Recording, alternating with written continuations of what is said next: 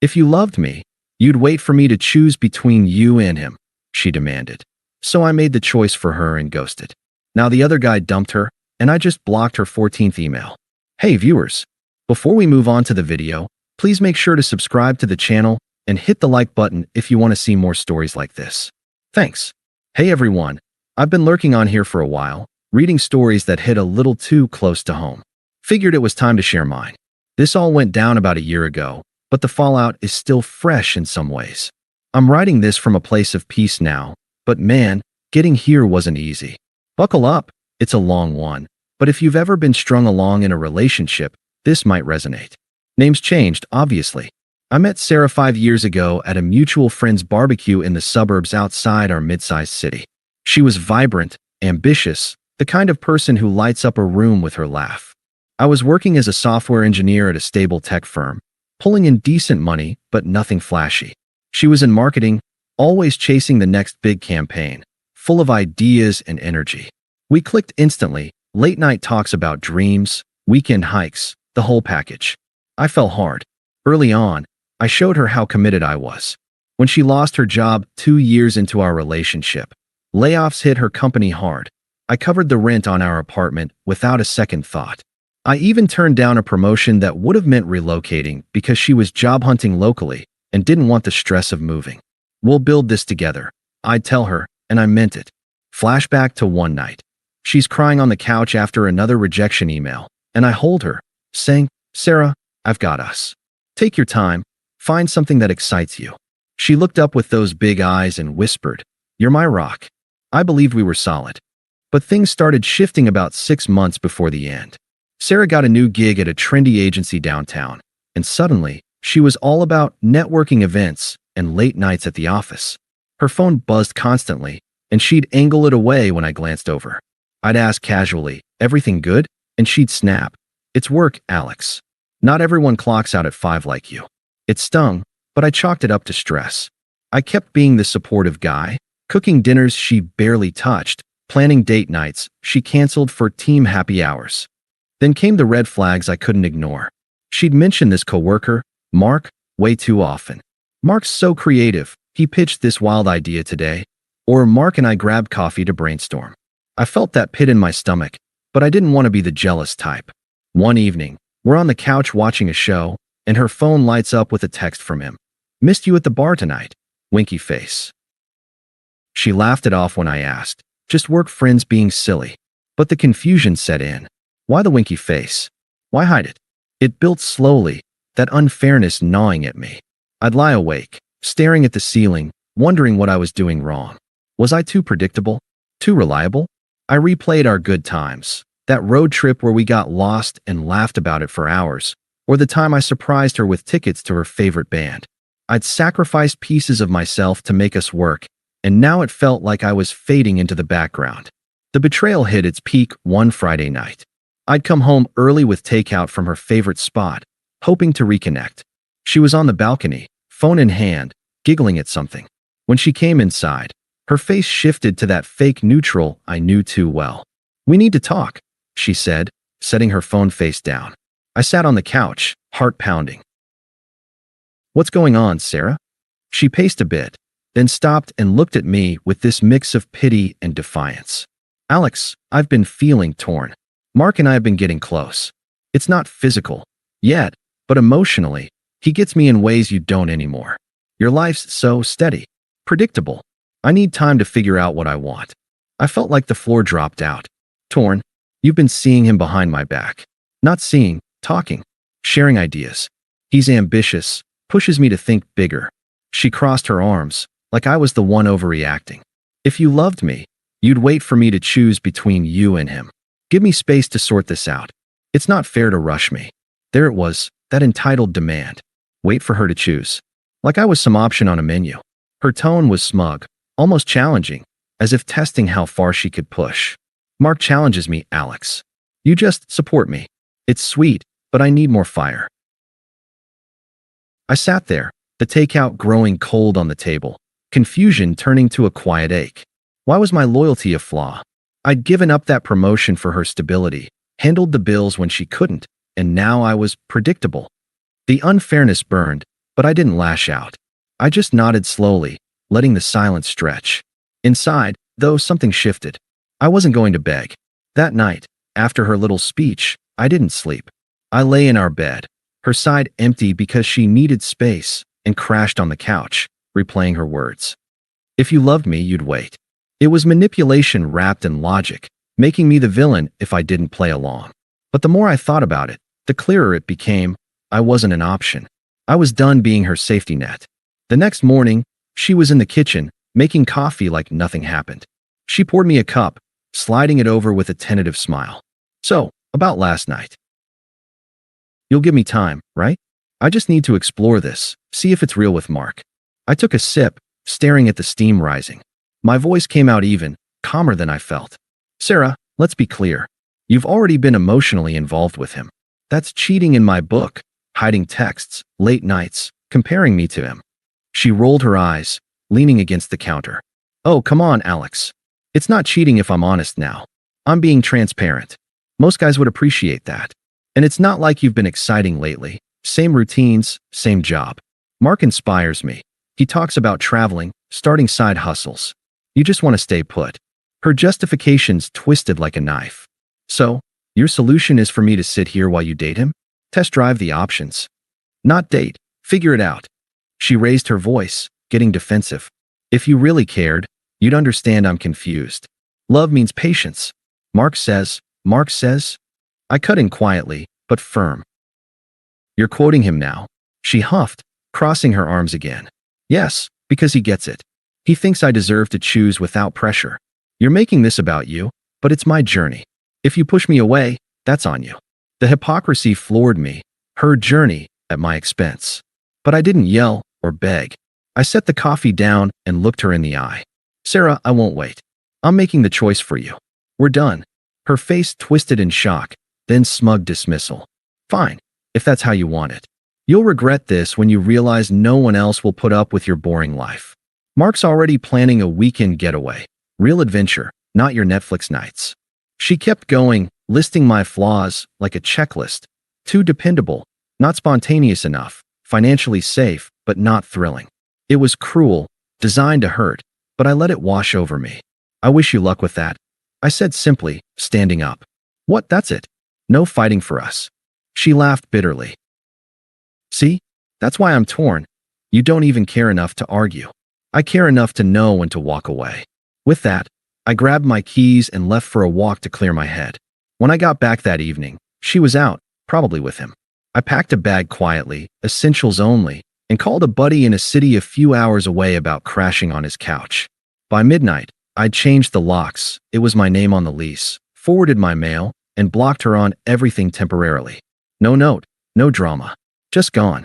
The silence after was deafening. I drove through the night, replaying the conversation, the unfairness settling like fog. Why fight for someone who saw me as a backup? But in that detachment, a spark of dignity flickered. I wasn't going to be her fallback plan. Leaving Sarah behind wasn't just about walking out that door. It was about untangling myself from a life I'd poured everything into. That first week, crashing on my buddy Jake's couch in a new city, I felt like I was floating in limbo. The apartment we'd shared, the routines we'd built, the way I'd dimmed my own ambitions to lift hers, it all haunted me. I'd lie awake, replaying her words. If you loved me, you'd wait. The audacity of it burned, but so did the question, was I really not enough? I didn't wallow long. I needed to move forward, not because I was strong, but because staying stuck felt like letting her win. Jake helped me find a small studio apartment, nothing fancy, just a fresh start. I landed a remote position at a new tech firm, better pay, more creative freedom. I started therapy, too, something I'd never considered before. The therapist, a no-nonsense guy named Dr. Patel, asked me point blank in our first session, Alex, what do you want? Not what you think you should. I didn't have an answer then, but it was the first time I realized I'd been living for someone else's script. Slowly, I rebuilt. I joined a local climbing gym, something I'd always wanted to try but put off because Sarah thought it was too niche. I got into photography, capturing cityscapes at dawn. I even started a small side project, a coding blog that gained a modest following. For the first time in years, I was doing things for me. The confusion faded, replaced by a quiet clarity. Her betrayal had freed me to find myself. Meanwhile, Sarah's world was crumbling. I didn't have to dig to know. Jake, still connected to our old mutual friends, filled me in without me asking. Apparently, Mark wasn't the adventurous soulmate she'd painted him as. He'd been stringing her along, using her for a fling while still hung up on his ex. About 2 months after I left, he ditched Sarah when his ex came back into the picture. Worse, their workplace chemistry got messy, late-night texts got noticed by HR, and Sarah's unprofessional behavior during a project meltdown cost her the job. No severance, no references. She'd posted vague, dramatic stuff on social media about learning who your real friends are, but our old crew started pulling away when they heard my side. Turns out, her public flirting with Mark hadn't gone unnoticed, and people weren't impressed. I didn't gloat. I didn't need to. Her downfall wasn't my victory. It was just the natural consequence of her choices. But the unfairness still lingered sometimes. I'd sacrificed so much, turned down that promotion, paid her bills, and she'd treated me like a placeholder. Therapy helped me sit with that, let it hurt without letting it define me. I wasn't angry anymore. I was just done. Then her text started. About 3 months after I'd ghosted, my phone buzzed with a number I'd unblocked out of curiosity. "Alex, can we talk?" I made a huge mistake. I didn't respond. A week later, another. "Mark was a jerk, I see that now. You were always the stable one." Stable. Like that was an insult before, but now it was her lifeline. I let them pile up, unanswered, a small stack of regret she'd sent into the void. The messages didn't stop. By month 4, Sarah's tone shifted from apologetic to entitled, then outright unhinged. It was like watching someone unravel through a screen. One voicemail came late at night, her voice shaky but laced with that familiar self-justification. "Alex, it's me. I know you're mad, but I chose you now, okay? Mark was a mistake. He lied to me, used me. I'm in a bad place, and you're not even answering. If you ever cared, you'd pick up." I didn't. Her words echoed the same manipulation as before. "If you cared, you'd do what I want." I wasn't playing that game anymore. Then her sister, Lauren, got involved. Lauren and I never got along. She was the type to stir drama and call it helping. One afternoon, my phone rang with her name. I let it go to voicemail, but curiosity got me. "Alex, this is Lauren." Her voice dripped with condescension. "Sarah's a mess because you just up and left her. She's broke, living with me, and can't even get out of bed some days. You think you're some saint, ghosting her like that? She needs you, and you're too selfish to even talk. Man up." I almost laughed at the irony. Sarah's family calling me selfish after she strung me along. I blocked Lauren's number. The mutual friends came next. Our old buddy Mike, who'd always been closer to Sarah, sent a text. "Hey, man, Sarah's really struggling. Maybe hear her out? She's learned her lesson." I replied with a polite, "Appreciate the concern, but I'm good," and left it at that. Mike didn't push, but I could tell the group was splitting. Most of them started siding with me once they heard about her choose between you and him stunt. By month 6, Sarah's emails were flooding my inbox. The first few were long, emotional pleas. "Alex, I'm so sorry. I was confused, and Mark took advantage of that. I know now you were the one who really loved me. Can we just meet for coffee?" Then they got desperate, almost frantic. "I'm living in a shitty apartment, no job, no friends. You can't just erase me like this. I need you." By the 10th email, she was angry. "You're heartless, Alex. I made one mistake, and you're acting like I'm nothing. You'll regret throwing me away when you're alone forever." The 14th email came a week before our mutual friend Tara's birthday party. It was a novel, paragraphs of her spiraling, blaming me, then begging again. "I'll be at Tara's party. Please, just talk to me. I can't keep living like this, knowing you hate me." I read it, sighed, and hit block. Her words didn't move me anymore. They were noise, not substance. I wasn't her savior, and I wasn't her villain. I was just done. Tara's birthday party was at a rooftop bar downtown, the kind of place with string lights and overpriced cocktails. I almost didn't go. Big gatherings weren't my thing anymore. But Tara had been a solid friend, one of the few who'd checked in after the breakup without picking sides. Plus, I'd been casually seeing someone, Emma, a kind, grounded woman I met at the climbing gym.